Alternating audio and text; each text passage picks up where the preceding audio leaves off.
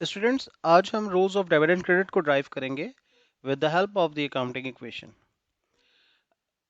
आपको मालूम है जैसा कि फंडामेंटल अकाउंटिंग इक्वेशन है assets is equal to liability plus capital, जिसे मैंने यहाँ इक्वेशन नंबर 1 कहा।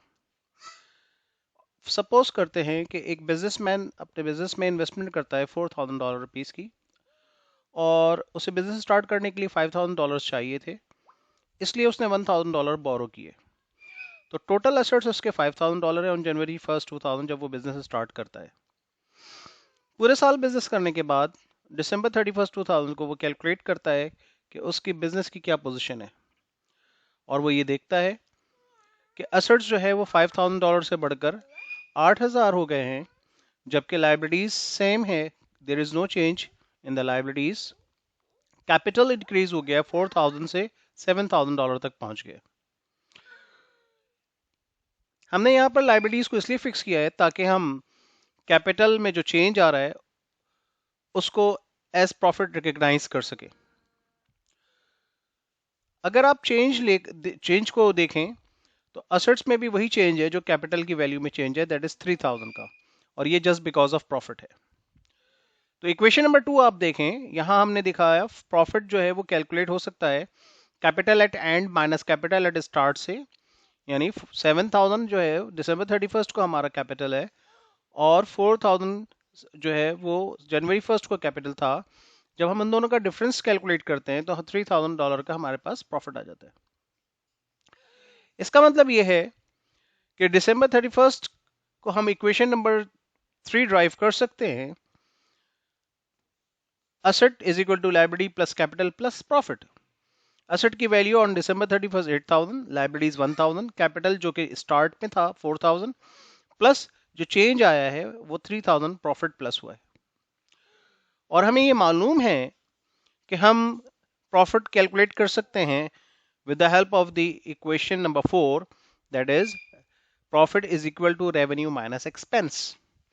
रेवेन्यू हमारी आमदनी, उसमें से हम जब अपने खर्चे एक्सपेंसेस को माइनस करते हैं हमारे पास मुनाफा आ जाता है। अगर पॉजिटिव रिजल्ट होगा तो मुनाफा होगा और नेगेटिव रिजल्ट होगा तो लॉस होगा।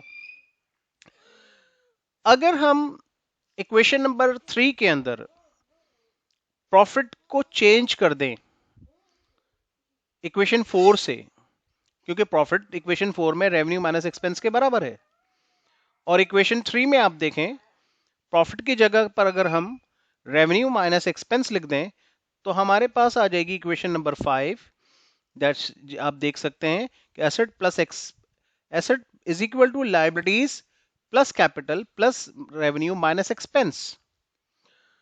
हमने यहां पर एक्सपेंस जो कि माइनस में था उसको लेफ्ट हैंड साइड पे ले लिया, डेबिट साइड पर, तो इक्वेशन चेंज होकर बन गई asset plus expense is equal to liabilities plus capital plus revenue.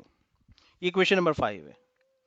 फिर समझिएगा बात को, इक्वेशन में कोई चेंजेस नहीं किए, तमाम items assets liabilities capital revenue positive sign के साथ थे, सिर्फ एक एक्सपेंस था जो नेगेटिव साइन के साथ था, और मैथ्स के रूल के तहत हमने इसको इक्वेशन की अदर साइड पर जब लेकर गए तो नेगेटिव साइन जो है वो चेंज होकर पॉजिटिव बन गई, और asset plus expense is equal to liability plus capital plus revenue बन गया। अब यहां पर डेबिट साइड और क्रेडिट साइड जैसे कि हमेशा इक्वल होती है, तो हमारी डेबिट साइड पे एसेट और एक्सपेंस प्लस हो रहे हैं, अकाउंटिंग में प्लस होने का मतलब इंक्रीज होना होता है, और क्रेडिट साइड पे लायबिलिटीज कैपिटल और रेवेन्यू प्लस हो रहा है, यानी इंक्रीज हो रहा है। तो rules of debit and credit equation number 5 से ड्राइव होते हैं कि असेट और एक्सपेंस इंक्रीज होते हैं on the debit side, liability plus capital और रेवेन्यू इंक्रीज हो रहे हैं on the credit side, and vice versa. अगर हम एसेट या एक्सपेंस को क्रेडिट साइड पर लेकर जाएंगे तो ये डिक्रीज हो जाएंगे, और लायबिलिटी कैपिटल और रेवेन्यू को डेबिट साइड पे लेकर जाएंगे तो ये डिक्रीज हो जाएंगे। यहीं से rules of debit and credit drive होते हैं। उम्मीद करता हूँ आपको ये वीडियो पसंद आएगी, समझ में आएगी, और अपने कमेंट्स दीजिएगा, बेल आइकन को दबाइएगा और सब्सक्राइब जरूर कीजिएगा। Thank you very much for the listening.